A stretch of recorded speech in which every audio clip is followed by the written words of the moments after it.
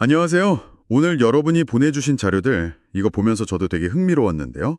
바로 FPI, Flex Price Index라는 겁니다. 이름만 들으면 좀 감이 오시죠? 물가랑 같이 움직이는 뭐랄까 좀 특별한 스테이블 코인이라고 해요. 이게 도대체 뭐고 이걸로 어떻게 내 자산 가치를 지키거나 어쩌면 들릴 수도 있는지 또 어떤 분들이 주로 관심을 가지시는지 그리고 이걸 만든 Flex는 운영 자금을 어떻게 마련하는지 오늘 한번 제대로 파헤쳐 보겠습니다. 자, 바로 시작해 볼까요? 그럼 먼저 FPI, 이게 정확히 뭔가요? 우리가 보통 아는 USDC나 USDT 같은 건 그냥 1달러잖아요. 근데 이건 다르다고요? 미국의 소비자 물가지수, CPI를 따라간다. 네, 맞습니다. 그게 가장 큰 차이점이죠.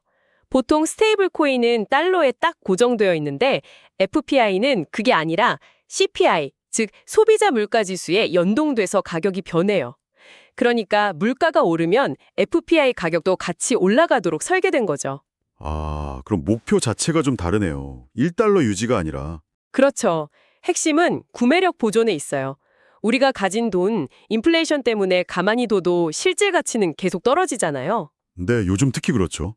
FTI는 그 물가 상승분을 가격에 반영해서 여러분 돈의 실질적인 힘, 즉 구매력을 지켜주려는 목적을 가진 겁니다. 오, 그럼 기술적으로는 어떻게 그 물가 정보를 반영하나요? 그건 체인링크 같은 오라클을 사용해요. 이 오라클이 현실 세계의 CPI 데이터를 블록체인 위로 가져오는 거죠. 그리고 그 데이터를 기반으로 매달 FPI의 목표 가격을 업데이트하는 방식입니다. 아하, 오라클이 현실이랑 블록체인을 이어주는 다리군요. 근데요, 물가가 오르면 같이 오른다는 건 만약에 물가가 떨어지면요? 디플레이션 상황. 그때는 FPI 가격도 내려갈 수 있겠네요? 정확히 보셨습니다. 그 점은 분명히 알아두셔야 해요. 디플레이션 시기에는 가치가 하락할 위험이 존재합니다. 항상 오르기만 하는 건 아니라는 거죠. 그렇군요. 리스크도 있다는 점. 자, 그럼 중요한 거. FPI 자체가 뭐 은행 예금처럼 이자를 직접 주지는 않는다고 들었어요. 네, 맞아요. 그럼 이걸로 어떻게 이익을 얻거나 뭐 활용할 수 있을까요? 자료 보니까 한 3가지 방법이 있다던데요. 네, 직접적인 이자는 없지만 간접적으로 이익을 얻거나 전략적으로 쓸 방법들이 있습니다. 첫째는 아까 말씀드린 실질 구매력 보존, 바로 그거예요. 물가가 5% 오르면 FPI 가치도 그만큼 오르니까 인플레이션 때문에 내 돈 가치가 줄어드는 걸 막아주는 거죠. 이것 자체가 일종의 소극적인 이익이라고 볼 수 있어요. 아, 가만히 가지고만 있어도 내 돈의 힘이 유지된다.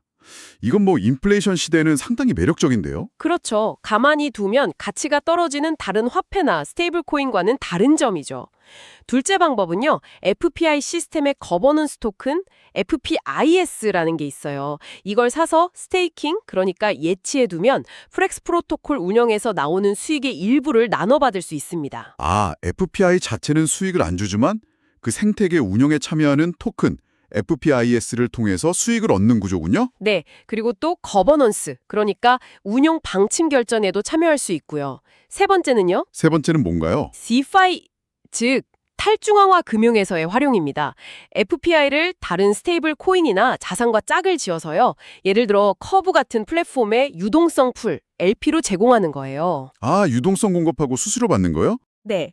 커브가 특히 스테이블 코인 교환에 특화된 곳인데 여기에 FPI 유동성을 공급하면 거기서 발생하는 거래 수수료나 아니면 추가적인 보상 토큰 같은 걸 얻을 기회가 생기는 거죠. FPI를 그냥 두는 게 아니라 디파이에서 굴리는 겁니다. 아하, 그렇군요. 구매력 보존, FPIS 스테이킹, 디파이 활용 이렇게 3가지. 그럼 이런 특징들 때문에 FPI에 관심을 가지는 분들도 좀 특정될 것 같아요. 어떤 분들이 주로 찾을까요? 네, 몇 가지 유형이 좀 뚜렷하게 보여요. 우선은 인플레이션 해치, 그러니까 위험 회피를 원하는 분들이죠. 요즘처럼 달러 가치가 좀 불안하거나 물가 상승이 걱정될 때 FPI를 약간 디지털 버전의 물가 연동 국채, 팁스처럼 생각하고 보유하려는 분들입니다. 아, 내 자산 가치가 물가 상승률을 못 따라갈까 봐 좀 불안하다 하시는 분들 땅이겠네요. 네. 그리고 또 디파이 수익률의 실질 가치를 따지는 분들도 계세요. 예를 들어서 명목 수익률이 연 10%라고 해도 물가 상승률이 만약 5%면 실제로는 5%밖에 못 번 거잖아요. 그렇죠. 숫자만 보면 안 되죠. 그러니까 FPI를 기준으로 수익률을 보거나 보상을 받으면 이런 인플레이션 효과를 감안한 진짜 수익을 좀 더 명확하게 알 수 있으니까요. 상당히 스마트한 조건인데요. 그리고 또 장기적인 관점에서 디지털 자산으로 구매력을 쭉 지켜나가고 싶은 분들, 뭐랄까 디지털 연금처럼 FPI를 꾸준히 모아가는 분들도 생각해 볼 수 있습니다. 그렇군요. 장기적인 가치 저장 수단으로요. 네. 그 외에도 프렉스라는 프로젝트 자체의 팬이거나 FPSI 토큰을 통해 거버넌스에 참여하면서 인센티브를 얻으려는 좀 더 적극적인 디파이 사용자들, 또 물가 같은 현실 세계 자산, 이걸 RWA라고도 하는데 이걸 블록체인 위에서 추적한다는 거 자체가 새로운 시도잖아요. 이런 것에 흥미를 느끼는 얼리 어답터들에게도 매력적일 수 있죠. RWA의 진화된 형태, 이렇게 보기도 하는군요. 네. 다만 항상 1달러여야 하는 결제 수단으로 쓰기에는 변동성이 있으니 안 맞을 수 있고 또 이런 메커니즘 자체가 좀 복잡하다고 느끼시는 분들께는 어려울 수도 있습니다. 네, 타겟이 좀 명확하네요. 그런데 아까부터 궁금했던 건데 FPI 자체는 직접 수익을 안 준다고 하셨잖아요. 그럼 이걸 만든 프렉스 팀은 도대체 뭘로 돈을 버는 거죠? 자선 사업은 아닐 텐데요. 네. 아주 중요한 질문이죠. 프렉스는 이 FPI 시스템을 운영하고 조절하는 과정에서 수익을 만들어냅니다. 여러 가지 방법이 있는데요. 첫째는 담보자산 운용 수익이에요. 사용자들이 FPI를 발행하려면 담보가 필요하거든요.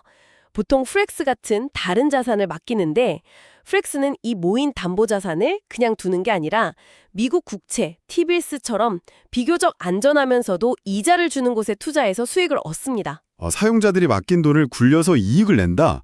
은행이랑 좀 비슷한 면이 있네요. 네, 그런 셈이죠.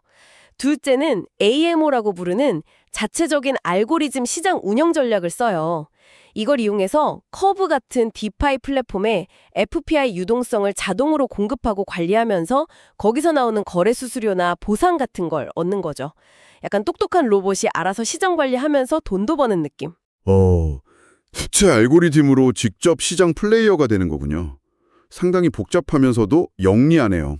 네, 그리고 마지막으로 이렇게 프렉스가 여러 방법으로 벌어들인 수익은요, 다시 FPIS 토큰 보유자들에게 배분됩니다. 이게 결국 FPIS 토큰의 가치를 뒷받침해주고 프렉스 팀 역시 이 FPIS 토큰을 보유함으로써 수익을 공유받는 구조인 거죠. 생태계가 커지면 모두에게 이익이 돌아가는 선순환을 만들려는 거예요. 수익이 결국 FPIS 홀더들에게 가고 팀도 그 일원이다. 그렇죠.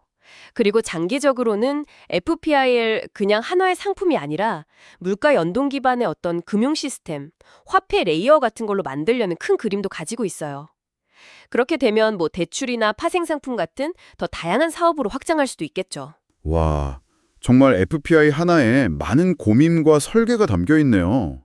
오늘 정말 깊이 있게 알아봤습니다. 물가에 따라 가치가 변동하면서 구매력을 지키려는 새로운 개념의 스테이블 코인이라는 점. 직접적인 이자는 없지만 보유하는 것 자체, 그리고 FPIS 보유나 디파이 활용을 통해서 간접적인 이익을 추구할 수 있다는 점, 또 인플레이션 해지 같은 특정 목적을 가진 투자자들에게 유용하다는 점까지 프렉스의 수익 구조도 굉장히 흥미로웠고요. 네, FPI의 등장은 이 디지털 자산이 단순 투기 수단을 넘어서 가치 저장이라는 근본적인 역할을 어떻게 해낼 수 있을지 좀 새로운 방향을 보여주는 것 같아요. 인플레이션이라는 우리 실생활과 아주 밀접한 경제 지표를 온체인 자산에 직접 연결하려는 시도잖아요. 앞으로 이런 실물 연동 자산들이 어떻게 더 발전하고 또 우리 금융생활에 어떤 영향을 미치게 될지 지켜보는 것도 굉장히 흥미로운 관전 포인트가 될 것 같습니다. 네, 정말 기대되네요. 오늘 말씀 감사합니다. 시청해 주셔서 감사합니다.